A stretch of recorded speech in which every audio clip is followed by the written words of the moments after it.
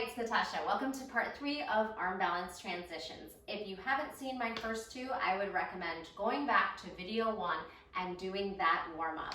Today we are including some hip opening arm balances such as flying grasshopper and flying pigeon. So right now we're going to stretch the hips out, but go ahead and do the warm up from video 1 and then meet me in a downward facing dog.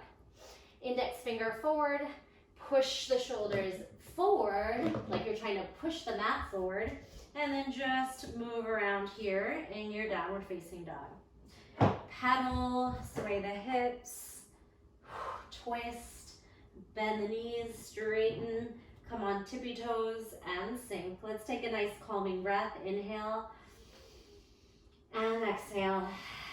Lift the tailbone, chest towards toes, head hangs heavy. Gaze forward, take that right knee with you into a pigeon pose. Working on externally rotating the right knee outward right now. Active and then surrender. Activate, surrender, and then with no hands. Lift and lower. Lift, straighten the back knee, send the hip down, lift and lower. Take a resting or sleeping pigeon, and then also just focus on the external rotation that's happening. Maybe even try to bring your shin a little closer to parallel to the front of the mat. Feel the back, the hip flexor, and the quad lengthening behind you. You can stay on the toes or release the top of the foot. So what we really want to be able to hit these arm balances is a nice open hip. I have very tight hips, so I'm going to be barely hanging on to these arm balances, but hopefully you can do them even better. Good. Take another deep breath in. Really focus on just settling into the external rotation that's happening. You can take a twist here.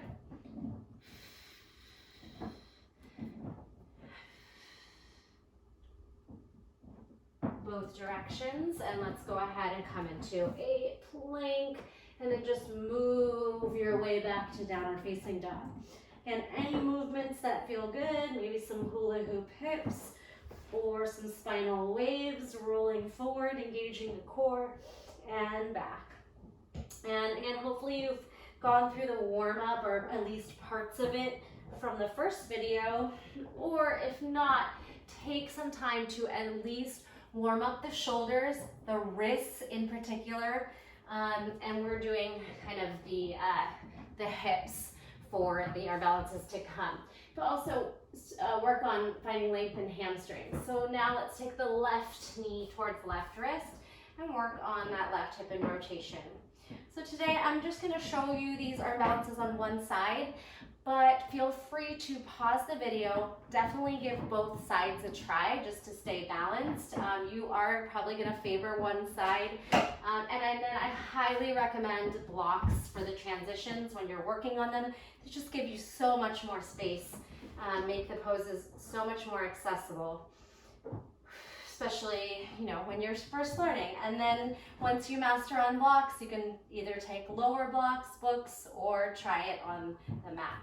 So again, now we're just doing that same thing of settling and really focusing on the left hip, moving through external rotation. Let's lift off the back knee and drop a few times. And then activate, lift, release, lift, release. Inhale, exhale. Maybe readjust that foot a little bit further away from your right hip if possible. Move here, finding your sleeping pigeon, and just trying to really breathe into the tight areas and find a sense of surrender. As you exhale, find ease. Go deeper. All right, so go ahead and sweep the legs. Oh, let's do the twist. Twist over to one side. Couple breaths. Twist over to the other side. Trying to get the shoulders parallel to the sides of the mat. Okay, now we're going to sweep the legs in front of the body. And cradling the foot is really what allowed my hips to finally unlock just a little bit. They're still very tight. So let's go ahead and first just draw the knee back and forth a few times, and then work on rotating the foot into the elbow crease. You definitely need to be able to at least get to here, or there's no way you're gonna be able to hook your elbow onto your foot.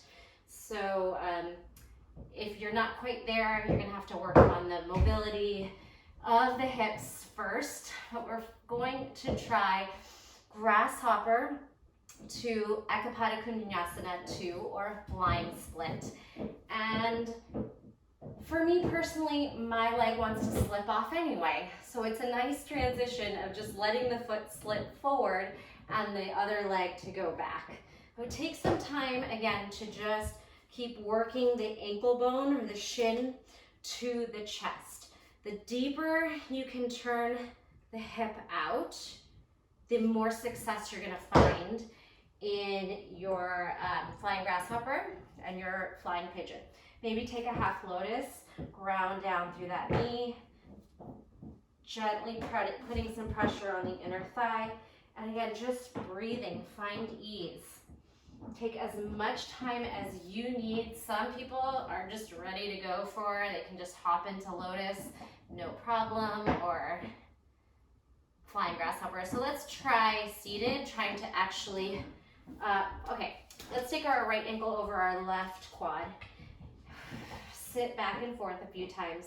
So this is the connection that needs to happen to be able to get there. So let's see if you can hook the elbow across and the foot onto the tricep.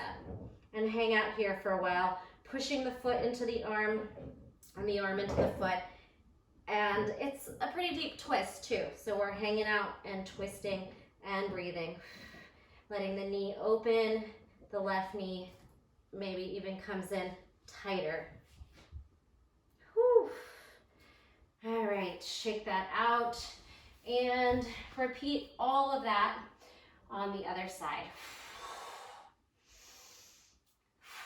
Cradling. Trying to get the shin in towards the chest. Left knee is out to the side so that the hip is in deep external rotation. Maybe half lotus.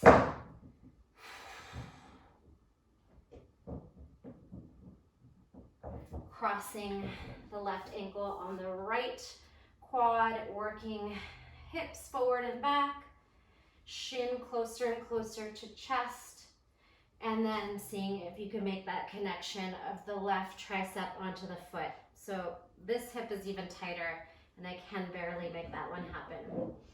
Just hang out for as many breaths as you need, and as always, feel free to hit pause so that you have as much time as you need to make this a success. Allow your body to be able to get into these poses. All right, so we're gonna try our flying grasshopper to flying split. Starting standing in a figure 4. Again, here's a nice place to just work on that flexibility through the hip. Can you get the chest close to the ankle? Then twisting chair, figure 4. Elbow hooks over, foot is now on my tricep. You're gonna go as high up the arm as you can. So if your hips are tight like me, I'm not gonna be able to sit so far down. I'm just gonna kind of tip over until my hands make connection. And then my foot that's down, my left foot is gonna start to float up as my shoulders go forward. And I need this knee to hug my foot on or it's gonna slip back. So you're here. Now my right leg is gonna shoot forward, my left leg is gonna shoot back, my shoulders go forward so my hips can go back, and I find that counterpoint of balance. You could absolutely practice that on blocks, which will give you more space in your movements. Be sure to stretch out the wrists. It's a lot on the hands. And if you've done the other classes beforehand, it's a lot. My wrists I've done them all back to back, so I'm definitely feeling that. So that's that transition. Take your time. If you have a solid grasshopper, you don't need to kind of fly off like my legs want to do, but it's all about counterbalancing the shoulders and leg forward with the hips and that leg flying back.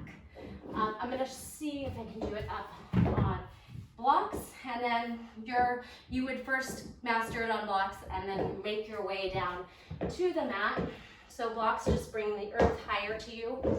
It makes everything a little bit easier. So I'm going to hit my flying grasshopper, hug my toes on, my left knee is what holds the right foot on for me, and then shift the right knee on, and then you could even just open up to bent knee, which is easier, or extend heart forward, leg back, and however you want to exit that.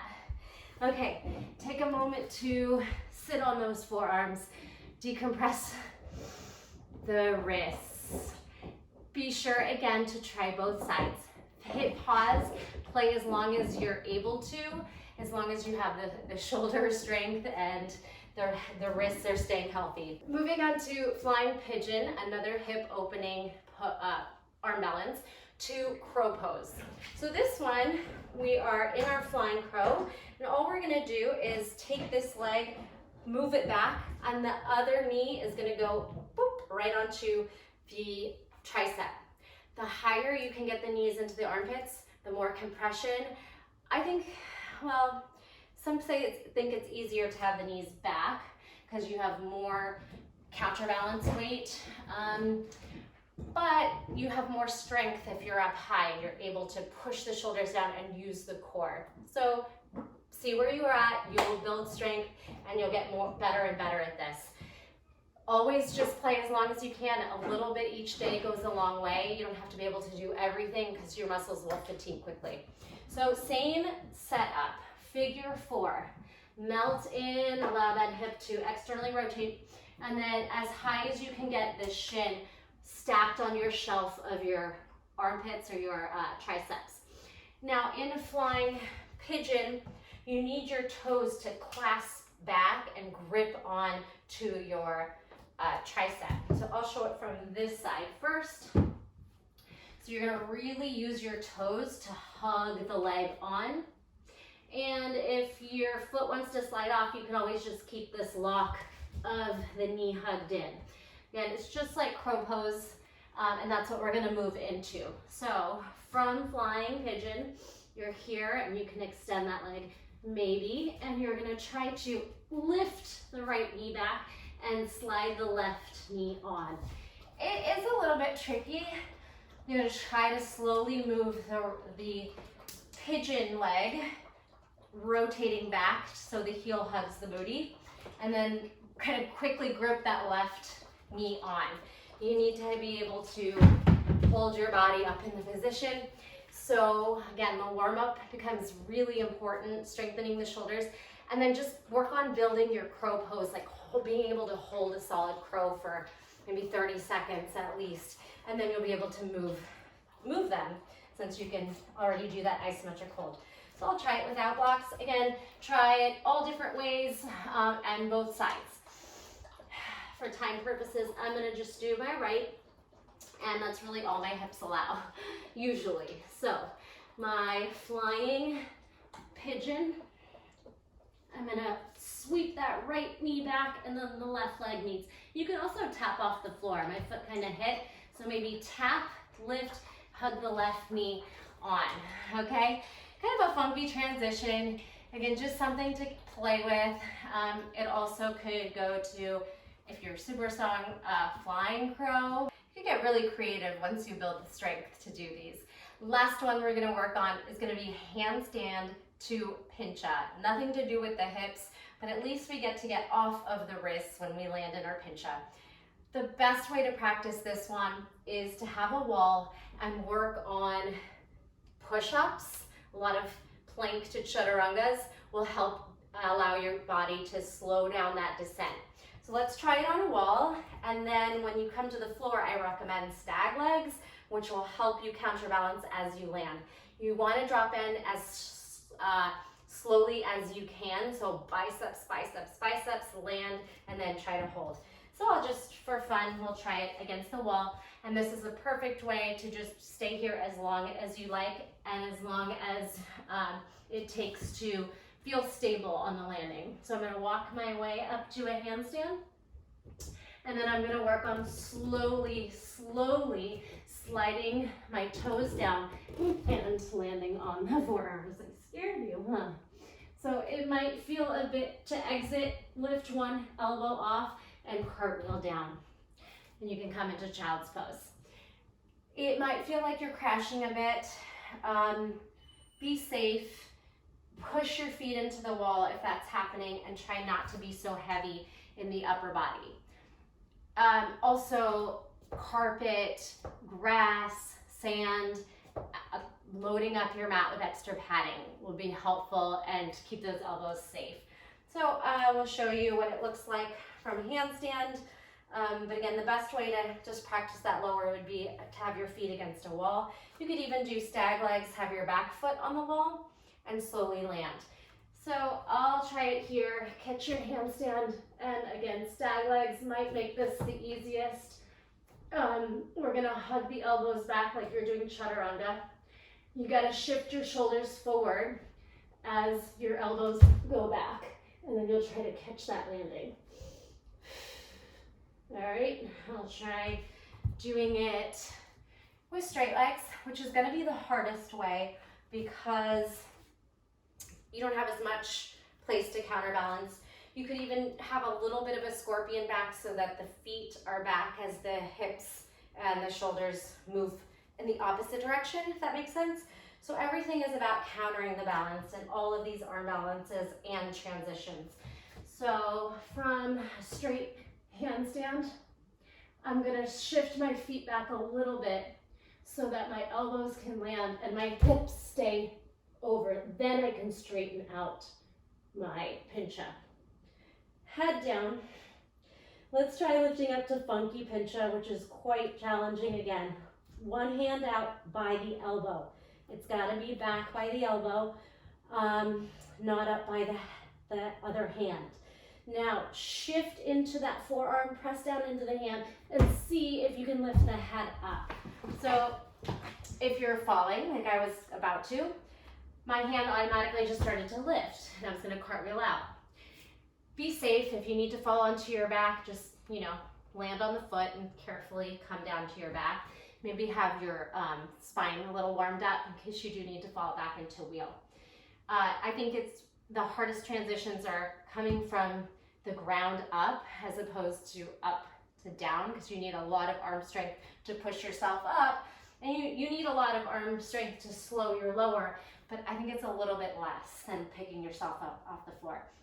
I'm gonna try that one again. Coming into a headstand, one elbow back, funky headstand. Press yourself up. All right, so I'm gonna lean my legs back and then push up. Oh, I forgot stag leg might be more helpful, whatever you got. So another fun one to play with. And in my Pincha class, we work on 10 minutes to Pincha. We work on headstand, pushing the floor away, coming into Pincha. Funky is maybe a little bit harder for some. Some people find it easier. Our bodies are so different and work in different ways. So see what works for you. I think that's the only ones we're gonna play with. Please leave me a comment and let me know if there's any other transitions that you are working on. I'd love to help you out and play with them with you.